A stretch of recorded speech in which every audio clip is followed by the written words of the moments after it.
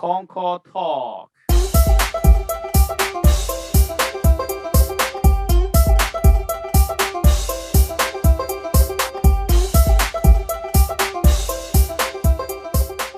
Aloha, everyone. Thank you very much for listening to this program. Konko Talk is a program where people in the Konko faith talk about various topics. The thoughts, opinions we share on this program may differ from yours, but we hope that you will enjoy and learn something new. Perhaps we'll learn something new that may affect our thoughts, behaviors, and action for the better. Our different backgrounds, religion, thought, and culture provide the diversity that strengthens our community. Just like biodiversity is essential for a healthy planet Earth.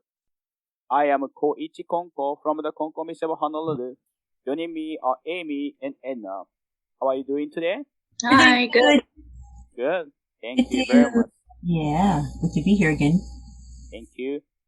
Today's topic, I chose life and death. It sounds kind of serious, but it's gonna be interesting. Last the Thanksgiving, my son brought back a wreath. So he wrote. The teacher asked the student to write about something you can appreciate to, thank you to, and he wrote like food, parents, a book, and also put death. Oh, death? Thank you to death. And I wonder and asked him why you can say thank you to death, and he said, oh, because the life's gonna be boring with a death. Oh, that's an interesting. 8 years old boy think that way, and since then it kind of bother me. Actually, there's kind of we all die. We're living here. That's a fact, and also we all die for sure. And what kind the meaning? Death is very deep, and scary. I kind of avoid. I want to avoid, but still, it's going to be a very important topic to discuss. So if we talk about death, we have to talk about life too, and that's going to be interesting topic at that. Recently, the pandemic, and I kind of noticed that people have a different ideas because maybe their background, culture, religion, but also how many people they lost family members and how they lost and or how healthy they are, how old they are, and it maybe if people have family members who have problems, illnesses, fragile, they concerned about COVID and also vaccine. But people who have healthy family members, they more like a strong, I could say. They kind of they don't afraid the COVID. I realized that I have a family members pretty much healthy, and very beginning of the pandemic, I didn't care too much about COVID vaccine medicine. But think about if I have a family member who have a lung problems, high blood pressure, precondition, and probably I have a different approach to the COVID-19. So I like to hear about your opinion, the image of death, or we know what's gonna happen after die. Do you have any like a near-death experience? Do you want me to go first? Near-death experience. No, I don't have a near-death experience, but I do have an experience where I might have died. It was when I had carbon monoxide poisoning. I was at the Konko Church of Fuchu in Hiroshima Prefecture for I think it was 10 days. We have to be under a mentor for the religious training at the Konkokyo Gakuin Seminary. So I was assigned to the Fuchu Church in Hiroshima. And one night I was there in my 10 days. The next door neighbor was a cabinet factory, and they stored desiccant in a storage shed, which was nearby. And for some reason, the desiccant, it caught fire, and the whole cabinet factory, it's called a Mokkosho, caught on fire. It was it even went on the news the next day. It was so huge. And like a few houses that were nearby, they also burned to the ground, and a few cars burned too. Well, the Konko Church of Fuchu was right next door, like really, like almost less than 10 feet away. But for some reason, a big blessing that the flames were lapping at the church, but the wind direction suddenly changed, and the church was safe. However, the carbon monoxide was leaking into the church, and I happened to be sleeping. It happened in the middle of the night, so I was sleeping in the bed, the futon, and then I suddenly got really nauseated, and I was like throwing up nonstop. I didn't know what was going on because I know I didn't eat anything rotten. And I just kept throwing up at least 2 or 3 times. And then I felt kind of delirious, like I didn't know what was going on. And laterwards, I realized that this is carbon monoxide poisoning. And if I stayed sleeping there any longer, I probably would have been dead. Yeah. And I had a really bad headache the whole day, that day, and the very next day too. We had a lingering, terrible headache. So someone really saved me in the Fuchu church. But yeah, so that was probably the closest I did get to death. Although I do think that there may be many other times that I am not even aware of that Kami-sama had saved me. Who knows? Yeah, I believe that. But anyways, regarding the topic of death, I still am not mentally ready to handle death of my my family, my loved ones. If I even think about my parents or my loved ones dying, I start to get really sad. And I think that will never go away no matter how much I try to understand death. Because, the people that we love so much is not going to be there anymore. You can't talk to them. You can't hug them. You just can't see them anymore. So we're going to miss that. And that's going to be a fact. But how the founder Konko Daijin puts it, it's like when we die, our body and soul separate, but the soul will keep on living, although our body returns to the ground. And when I think about that, I try to, understand it. And like, yeah. And I try to stay positive about it, but still losing somebody that you really love, always going to be a sad thing, It's not going to be something that I can really be happy about. But anyways, while we're living, we believe that, we have to try to do good, right? So, cause we don't know what is beyond death. And the founder said, if you do good on earth while you're alive, then you don't have to worry about death because it's going to be a continuum of your living. It's just that your body and soul separate, but you do good while you can. I think that's really important. And also while you're living, only while you're living with this physical form, you have your 5 senses or your 6th sense too also. Your eyes, for seeing, your nose for smelling, your taste for tasting, your tongue for tasting, and your ears to hear things, and your hands to feel things, and your heart to, feel spiritual things, feelings, emotions. And I think while we're alive in our physical form, we have to use those 6 senses to its maximum capacity. I mean, while we can, while we're here, don't waste another day. You have to try to enhance your life as much as you can while you're alive, while you have your ears and eyes and everything intact. Because once you die, you won't have that anymore. You'll have the experiences only. You'll be left with only the experiences. So I think while we still have our eyes and ears and nose and taste buds, just experience as many, many things as you can. So when you die, you are an enhanced spirit, having experienced so many flavors and like sights and feelings and everything. So, I think personally speaking, I think that's really important. Yeah. And while I think about the death topic, I think of how the founder said that, we don't die. It's like how the moon hides behind a cloud, it's still there. We're still here, but we just can't see them. And so I think about food, like the food we eat. When we eat it, what happens? It becomes our energy, right? So for example, if you take like a hamburger, which came from like a cow, and like the tomatoes and lettuce that were once whole vegetables growing from the ground, but we took its life away and made it into a sandwich. but it's still serving its purpose because it's providing energy to us because we're consuming it. And then what happens? We digest it and it comes out the other end, but it changed in form only. But what was once the hamburger it changed its form now into like poop. But then is at the end of it, it's at the end of the whole sandwich, the whole life cycle.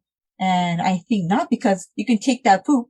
I know it sounds really graphic and gross, but you take the poop and you can make it into fertilizer and for fruit trees and vegetables. And it's going to become energy once again to the plant. So it's going to be like this whole life cycle around and around and around and around again. And when I think about it, it's like maybe this kind of can be applied to life itself, us too. It kind of depends how you're buried. I mean, if you're kept in an urn, then I don't know how purposeful you will become. So I like the idea of like scattering my ashes all over the garden, or like burying me, I don't know, 6-7 feet deep into the ground, and then I can become soil again. And so I can become repurposed, for some kind of life again, even if it's like the life of worms. If they can eat me, then it's going to be their energy and they're going to help, give nutrition to the plants also. So it's going to be the whole life cycle all over again. That's how I think of it. So it's like we don't disappear. We just change in form. Energy, because energy is not created nor destroyed. So it can be stored, but it just doesn't disappear. So the same thing applies to human beings. We are basically made up of atoms only, right? Atoms. So we are energy. We're just pure energy that's in the shape form of me. So when we die, the atoms, they don't disappear. They're there, but it's just changed form. So if you think of it like that, then it's like, yeah, you're not really gone. You're there, but in a different form, just like a pot of water. If you boil it, the water will be gone, but it's like, where did it go? It didn't go to like heaven or hell or anything. It just mixed in with the air that we breathe. So it just changed form. It's there somewhere, but we can't see it. Same thing I think happens to us. We don't see them anymore, but they're there. And I just hope our consciousness is still there. And we're just trying to help out our loved ones, even if we die, that our soul keeps on living, and we can always protect and guide our loved ones that are still. That's what I want to share. The end for me. For now. I think that's a really that's a pretty easy to understand way of explaining the Konkokyo belief in what happens to us after we die. I feel like that's exactly what happens. It's we're not gone. Our form just changes. Our physical makeup changes. That boiling water analogy is perfect. We're no longer a physical being. We dissipate into the atmosphere, and we're still there. I very much believe that when a person dies, they leave their physical form, and yes, we're not able to see them in the physical form anymore, but they are definitely still present in the universe, in the atmosphere per se, because you can definitely still feel their presence, and though you may not be able to see their physical form in front of you, talking to you, communicating in the way that you're used to when they were still physically here. There's still communication that happens, I think, with the spirit, with the soul of the person, for sure. And it kind of gets emotional for me, because it's like, I have experience. I no longer have my father, and it's been 30 years now. And so when Edna Sensei was saying that she gets very sad when when you think about possibly losing a loved one, I think you're very lucky to still be in that position. But death is, as Michio said, very much a part of life, and it's something that inevitably happens to everyone. But also at the same time, the energy of the person does not leave. We're still all in this same universe, and I think I'm very grateful to have to have been raised in Konkokyo, so that I have this understanding and this faith that we don't completely lose the person when they die. There's still a connection with them, and we can still communicate with them. Maybe not in the way that we want to, that we desire to, like when they were still physically here, but we can still communicate with them in a non-physical sense. They're very much around. And every once in a while too, like it depends on the person, but I think every once in a while there are definitely times when we get reminders in the physical world that they are still around, and that brings comfort. People a lot of times scares the living daylights out of me, but it is still near death experience. I don't know if I can say I've had near death experience, except for when I was in 4th grade and I had appendicitis. I came home from school and I was telling my dad that my stomach hurt and I didn't feel good. And so he just told me, go lay down and you'll be fine. Hours passed and I was still in pain and I was sore. I kept complaining to him. And finally at that night, I guess he kind of realized, well, maybe it is something serious. So they finally took me to the emergency room, and the doctor had told them that had they waited another hour, my appendix would have burst and I would have probably not made it.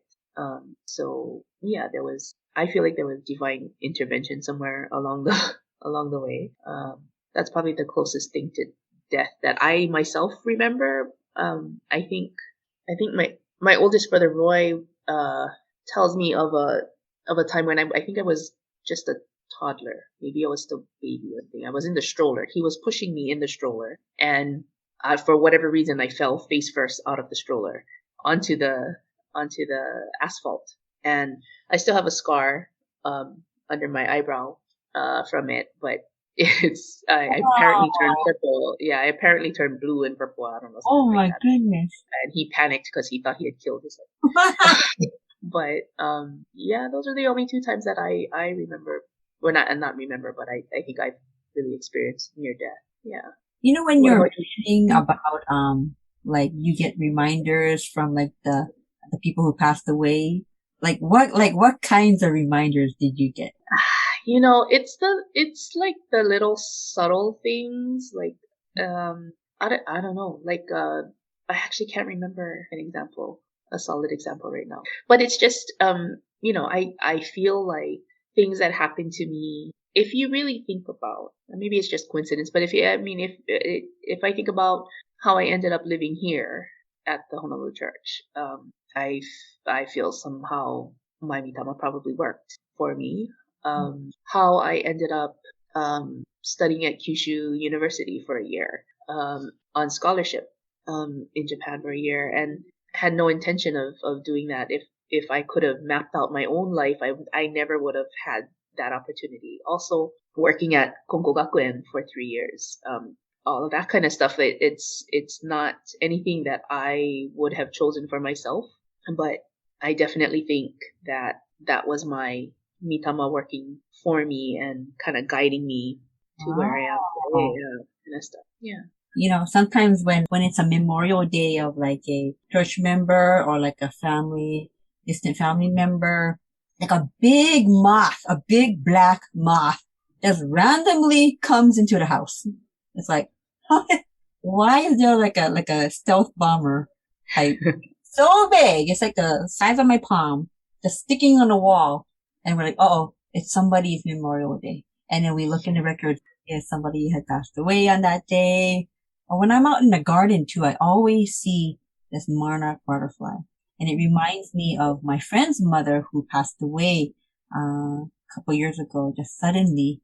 And, every time it comes really near me, yeah. And then I call her name and she perches on a flower and just stays there and really close. And I talk to her. I say her children's names, her husband's name. And it's like the butterfly just listening carefully. And it just stays there for a really long time. It happens almost every time I go out into the garden. I'm like, you're here again today. How are you? And then I talk to the butterfly. Always reminds me of my mother. Yeah, that's really nice. Sometimes you see them in your dreams, yeah? People who have passed away. Yeah. You see them in your dreams or get reminders from them through like butterflies or moths. Like the Hawaiian owl or something. Yeah. I feel like that's kind of the Mitama's way of reminding us that they're still around. Because without that, then I think humans tend to forget so quickly. Yeah. And if you don't, if they don't give us those kinds of signs, I think we tend to forget that they're still around. I think people who passed away support our life. Also, concept of death, our own death, also supporting our life. If you think about death, that affect your life. I think, for example, the Biden lost the family members, right? And the first wife, his daughter, and also son. And sometimes I think, because those experiences, so he has a kind of strict policy for the pandemic, like vaccine and stuff, because they don't want to see people dying from that. Could avoid. That's I thought. I read the doctors, the poem who kind of dying. He got the cancer and he doesn't have too much to live. Don't have any. I don't know, like a month something, and he realized how the world is beautiful, the scenery and everything. He wonder why the people don't appreciate those beauty. Also, we take it granted that everything we enjoy or benefit from, anything we benefit from. Why we don't notice that? Now I'm kind of ending my life, and I so happy that I see those, could see blessings. And because he expecting death, so he could be more sensitive, I could say, or can see open spiritual eyes, and so that he could see that he kind of ignored before maybe. And he sorry that the most healthy people didn't understand or ignore those blessings. So interesting, the death is, when think about death, and other like a bucket list too, if you have a life and there's no limit, probably you don't need to have a bucket list, but you have a life and it's limited. And we talk about sometimes the bucket list, we want to do this, that while living, and sometimes that make us happy. That's the quality of life. If you, doesn't matter how long or short, but we can make the life more meaningful because of that. Right. It's like Edna's sensei was saying about appreciating what you have now. That's the trick to it, right? That's we tend to take things for granted because we think we're gonna have this life or we're gonna be in this situation forever, and it's just not true.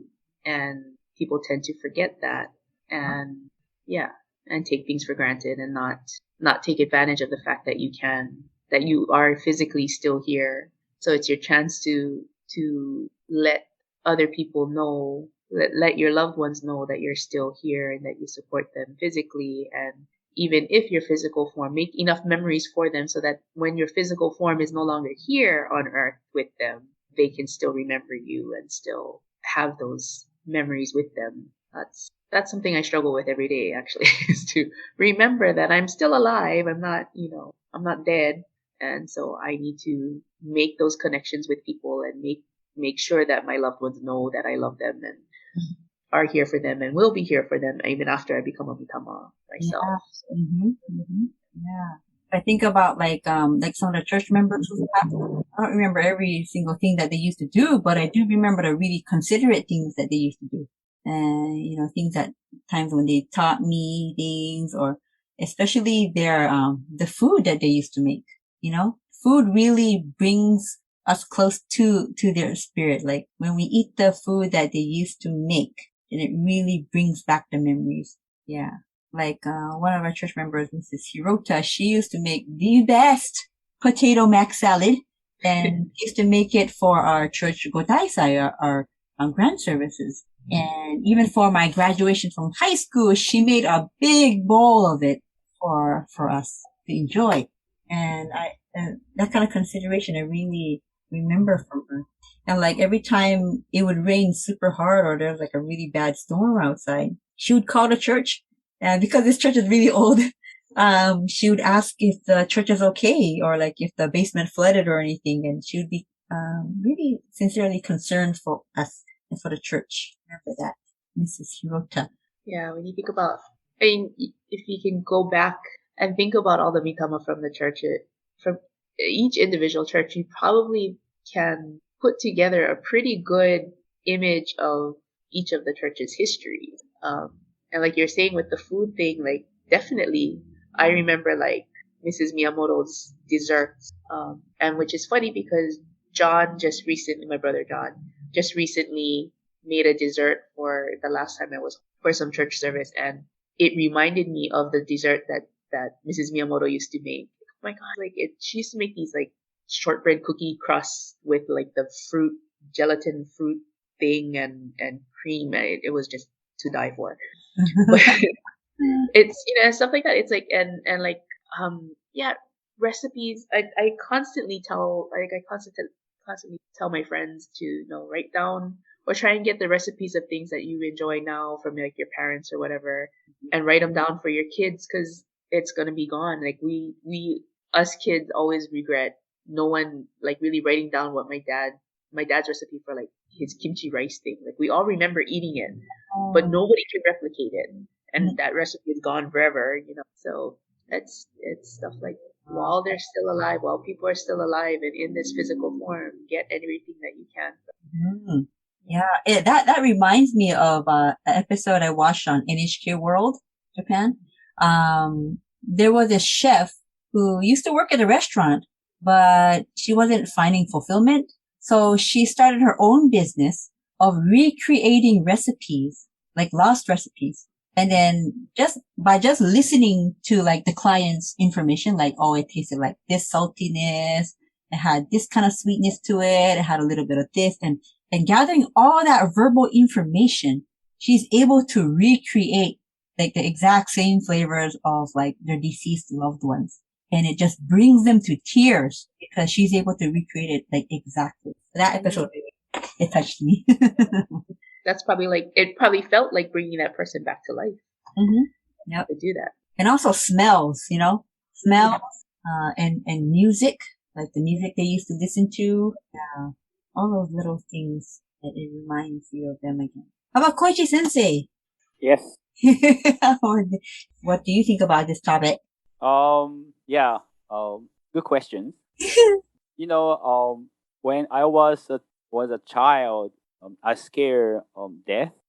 Very scary somehow, and I think the start to practice faith, and that kind of helped me to. I'm still scared, but also I can accept when my brother got illness and the doctor said he could die pretty soon.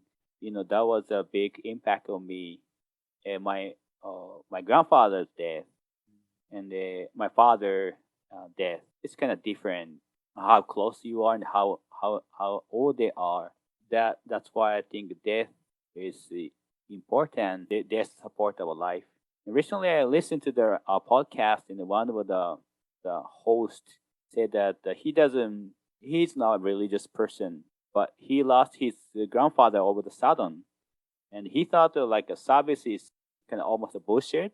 He doesn't need any services in the funeral. You don't need, something like that, he thought. But he attended his grandfather's funeral and realized that's so important for the bereaved family, that those steps and the procedures, they help them to accept the death and move forward. So he realized the funeral is so important, because for the deceased, but also family members.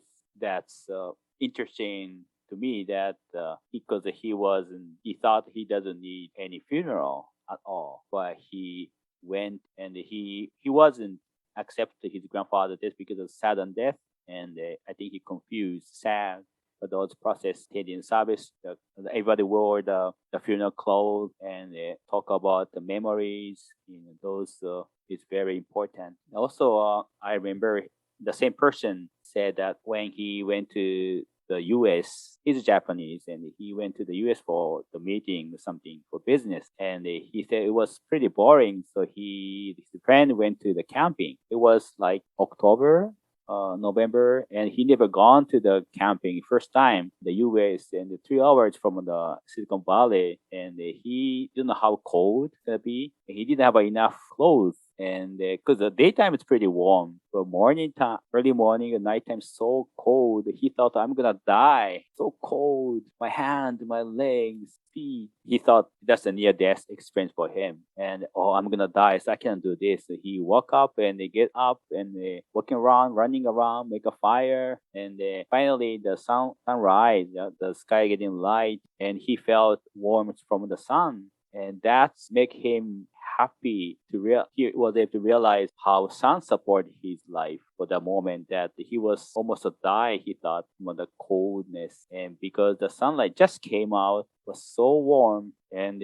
he realized how important the sun is. Also, he understood why the many Asian people worship the sun. He thought he wanted to offer something to the sun because he received the blessing from the sun, the light and the warmth. He thought he cannot ignore this blessing, something like that. So he experienced the near death experience, but also life and the sun, the blessing, something beyond his understanding. So that's his experience, and he shared that. So I have a similar experience that when we went to the Haleakala, you can feel the warmth of the sun, but I never, didn't have any further opinions at the moment. But he felt almost die, and he realized the sun's blessing, the blessing from the sun or warmth, and he was able to realize, even go to the farther to the understanding with the Asian people worship the sun. That's very interesting. We can, when think about death and we can think of life, we can realize the true blessing, reality. That's life can be changed. So what do you think about death? Oh yeah, but because of the love over sudden disaster, what kind of how around me the topics come. I have two over you. What the reaction is North Korea, a ballistic missile threat, the false alarm. So I was in Portland actually at that time. Isn't that weird? Me and my mom were at Portland for the Missionary Women's Society seminar, and my brother Rodney Sensei and his wife Fong were in Hawaii at that time. So they were freaking out, I heard. And, they were almost going to go to the basement. They were changing their clothes from like polyester clothing to like cotton clothing, thinking about, like what if it's like a nuclear bomb? Then if your clothes melt to your body, then it's going to be, they were thinking about all kinds of things when they got that alert. They were freaking out. It was actually a friend's wedding too on that day. And that's why they flew over to Hawaii. But anyways, when I got that message from my friend Todd Sensei, and I was freaking out because we were having a discussion about faith during that time with all the other missionary women. And after like a pause, I had to kind of interrupt and say, sorry to bother you guys, but Hawaii is under a ballistic missile threat. And everyone was like, what? And we were panicking for a moment. And I was really worried too. I was worried for my brother and my sister-in-law and my dad who were in Hawaii.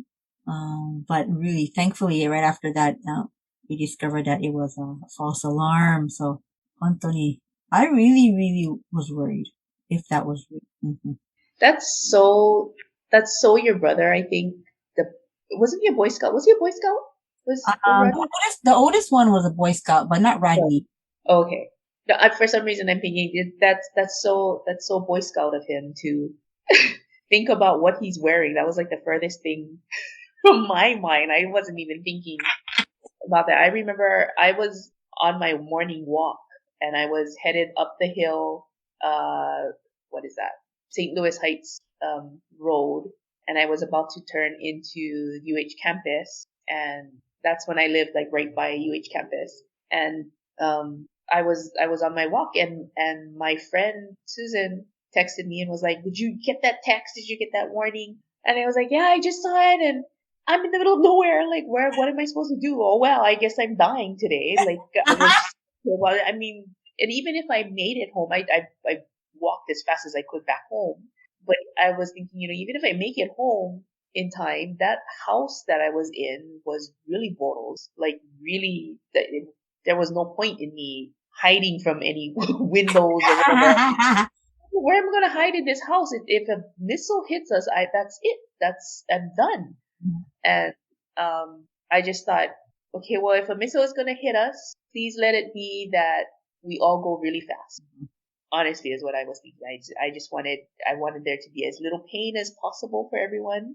I didn't want it to be where there was going to be lasting pain. Like it didn't finish us off completely. It was just, where it just hurt us just enough to be out of a house and home and be stranded in the middle of nowhere without any help or anything like that. I just really wanted it to be, if it was to be that way, then I want it to be done quickly, and I want everyone that I love not to suffer, or to suffer as little as possible. At that point, it wasn't like my life flashed before my eyes or anything like that. I just there was a whole lot of regret. I didn't do a whole lot with my life. And not that it made me want to do more with my life afterwards, to be honest. That's, but, I was kind of a little bit surprised at my reaction. Just kind of, well, that's it then. There's no hiding from a missile. Like, what am I going to do? I just assumed that if a ballistic missile was hitting, then it would hit and cause mass destruction. Like, it would just wipe everything out. Yeah. Yeah, just nothing for me to do. And then what was it? How many minutes later? 7? I forget how many. 20? Like whatever. whatever Minutes later, it was. Just kidding. False alarm. That's the wrong button. And it was just like kind of surreal.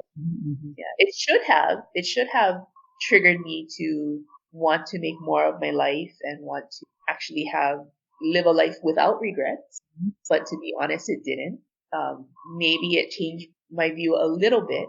But I guess I am. It didn't drastically.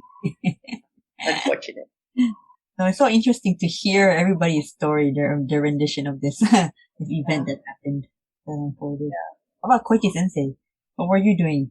My first reaction was, where in Hawaii? It is Big Island, Oahu, or if on Oahu, maybe a less possibility to survive. Maybe like Hawaii Island. I'm sorry for the people living in Hawaii Island, but maybe for us, maybe not too bad. I don't know how big the missile, but we can do nothing anyway. So I was surprisingly, I was able to stay calm.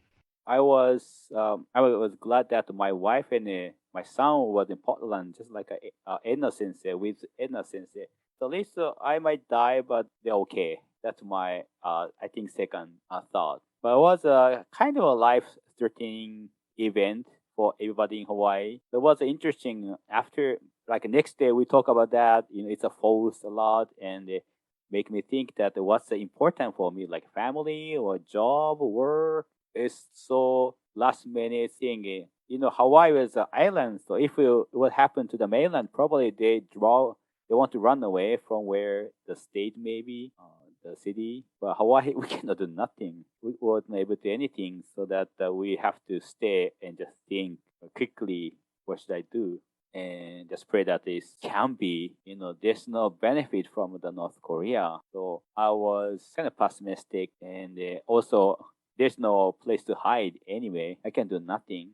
I think that's why I was kind of calm and interesting, the reaction I saw everybody. I look at the street, and most people walking just as usual. Nobody running around. I never heard anything, screaming, nothing. And people around me were pretty calm. They talked to me, oh yeah, just calm. We can do nothing anyway. But it was very interesting experience. I think the shock for the people, my family in Japan, probably when they found out that. So interesting that death is not only myself. If I die, that's my death, but also family members, people around me, is big impact for them. So how we live, how to die is not only for myself, I guess, but eventually that's for big impact for the family members.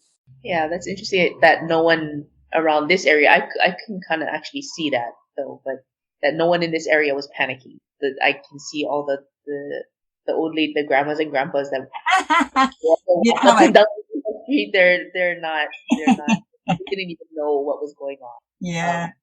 I remember the students were all running in one direction, and I was walking in the opposite direction because I'm trying to get home But I think they were trying to run for like a shelter.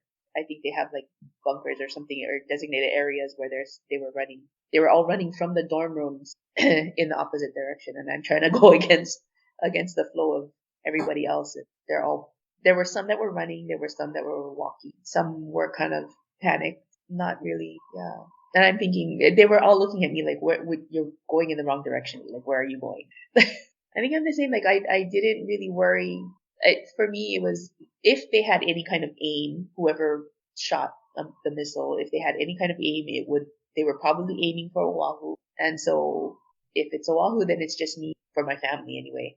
It's just me. Probably everybody on Maui is safe. I didn't even call them, which is interesting enough. I didn't even call my family.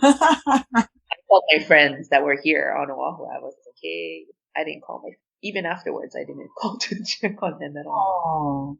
Not that I'm proud of that or anything, but like, I didn't. Yeah, come to think of it, I didn't call my dad in Hawaii either, or my brother who were in Oahu. I didn't. I just kept texting Tosh and saying, yeah, same.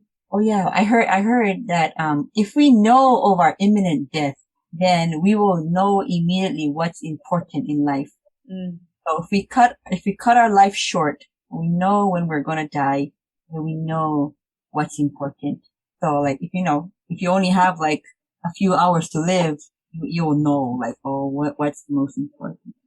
You like to when you? Would I like to know? Oh, that's a hard question. Because, people who are given a prognosis or like, oh, you only have like 3 months more to live. I don't know. Would you like that? I mean, maybe you can prepare for your death, but then if you die suddenly, you won't even have to worry. You don't even know that you died. You don't even have to worry. But the people that are alive will be like shocked, I think. I really don't know. Right. But if I had a choice, I would say I would like to just die suddenly and not even realize that I died. That's the founder I pray for. Yeah. Yeah, I would think for myself, if I'm dying suddenly and not knowing, that would be great for myself. Mm-hmm. But for the people around me, maybe not so much. Like if I'm thinking of, a family member or a loved one that would die suddenly, maybe they didn't suffer, but I'm left with the feeling of, shoot, you just left. Like I didn't get a chance to say goodbye, or there was no closure or anything like that. I think that's kind of tough. Yeah. But on the other hand, if you have time to prepare, like you know exactly when you're going to die. For myself, knowing myself, I don't know if I could say confidently that I would make the most of the remainder of my days. Ideally, that's what it would be. I don't know if I would though. I might spend a good part of it being depressed that I'm going to die. Right? Yeah, me too. I'm going to waste that time. Yeah. What about you, Coach Sensei? I think most of us my age in Japan, my male who read Hokuto no Ken. Do you know Hokuto no Ken, the manga, the North 7 Stars? Oh, no, I don't know. Is that an anime or something? Yeah, it's animated manga too. It's very popular, very violent. The one of the popular character called Rao. Oh. Rao and the main character Kenshiro are rival, and they fought, and the Kenshiro won, so the Rao died. But before die, he said, "Waga shogai ippen no kui nashi," and died. That's everybody said, "Oh, that's so cool! How to die." Waga shogai, so my life, there's no regret. He said that, and punched to the air, the sky, and died. That's I like it. Everybody, it was like 10 years old, at the time, and everybody said that's so cool. And when I die, I say that. I want to say that. Well, I definitely want to be living a grateful life every day and be thankful every single day. So like whenever you die, I die, whenever that is, if it's suddenly or what, I would still be in a state of gratitude. Yeah, that's the kind of state I want to die in. To have lived, no matter how short or long the life may be, to have been born, to have lived, to have met many amazing people, to have experienced so many things with my 6 senses. I want to be grateful for this day. You think you're going to think about your pet? Or if I die, who take care of my pet? He'll probably eat at my flesh or something. Chew away at my eyeball or something. Or my cat, she wouldn't even care. They're like, oh, Edna's dead. I'm just gonna walk all over her. Yeah, I don't know if I would worry about the pet being okay. I can see if it was my child, I would probably worry if they would be okay. I want to talk about go ahead. Like, you said I think Koichi Sensei, you mentioned memorial services, right? And in Konkokyo, we have traditionally many memorial services, like right after, as soon as they die, there's a memorial service. Like 10 days later, there's another memorial service. Of course, there's a funeral too, and then there's a burial ceremony. There's so many services. And like after 1 year, there's a service. After 3 years, after 10 years. And some people who are not really connected to the person who passed away may think, oh, that's so excessive. It's like, why do we need to do this? It's so cumbersome. But actually, to the family, to the immediate families, this is a really good, grieving process, I guess. I think it's really important for them to have these memorial services. And it's going to make the grieving process a little bit more tolerable, I think. Because I heard that the grieving process, it comes in waves, It comes in waves. So by the time you're okay again, you're going to start grieving again. And then to have another memorial service, it's going to be a good way to heal the heart that's still aching. Yeah. So I do appreciate these memorial services, and in doing so, you can think about the person again, and in thinking about the person who passed away, we can keep their spirit alive and connected to us. We connect again. Yeah, definitely. I think that whole point of the memorial services, funerals, and things like that being more about the people who are left behind. Giving them a chance to grieve properly and to cope with what has happened with their loss. We were just talking at work, interestingly enough, about this is not Konkokyo, but it's Bukkyo. One of my coworkers had to go back to Japan for her grandfather's, I don't know if it was funeral or memorial service or something. And they were on the subject of why Buddhists do the Nembutsu and Okyo and all that kind of stuff. What was the meaning behind that? Because it's not Japanese. It's not, though I guess the words that they recite are not Japanese. So nobody really knows the meaning. They were saying they're younger girls, and they're like, yeah, imi wakannai da yo ne.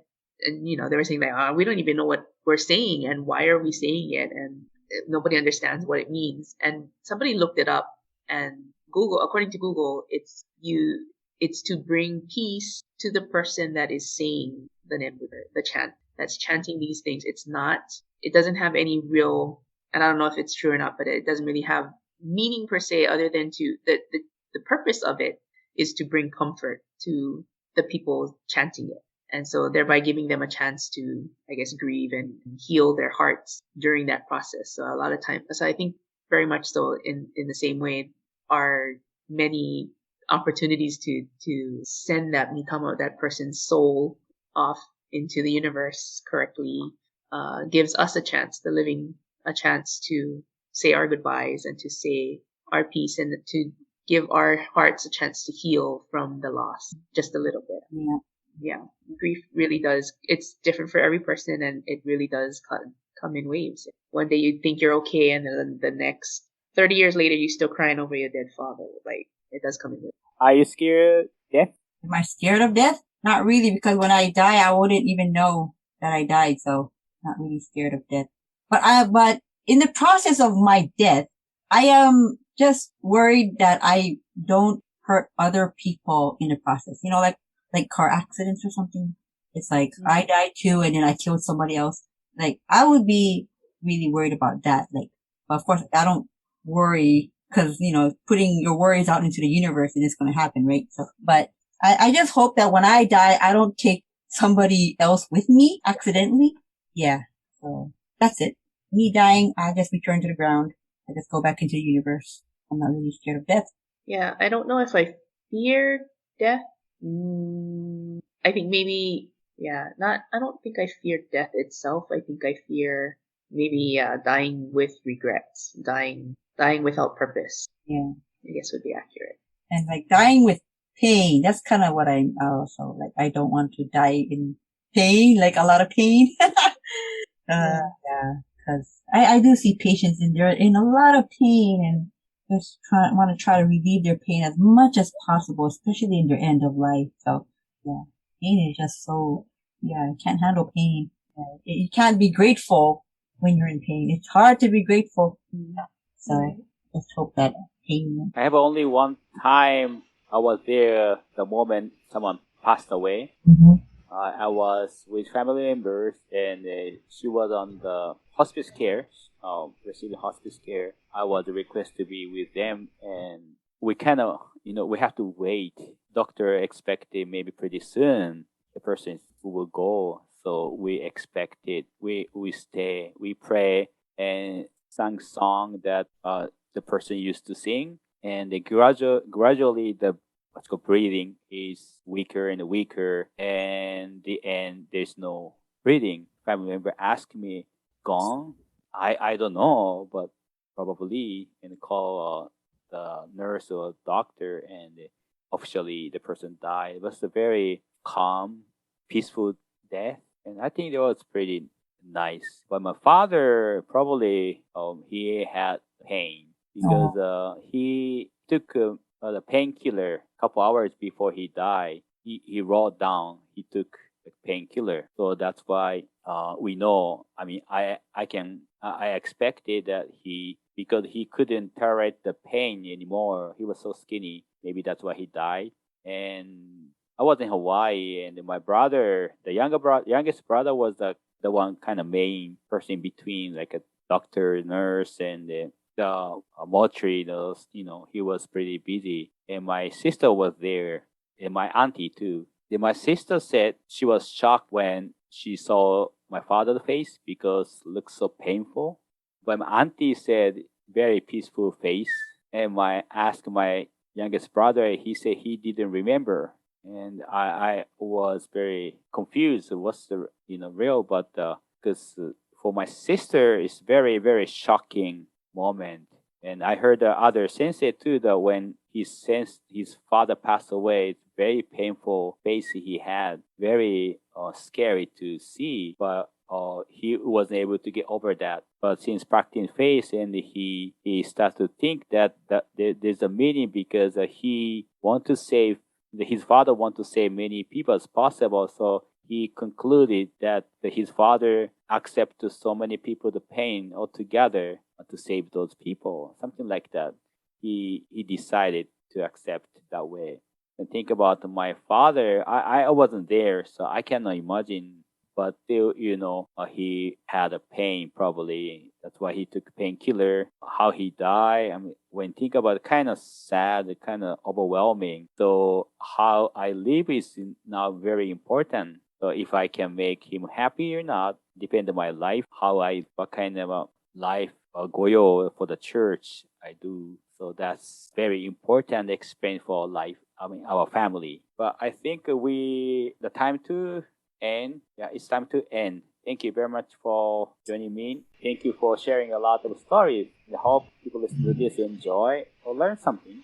Thank you very much. But thank you again, Edna Sensei and Aimee. Thank you. Thank you. Hopefully, we can see you next time. Thank you very much.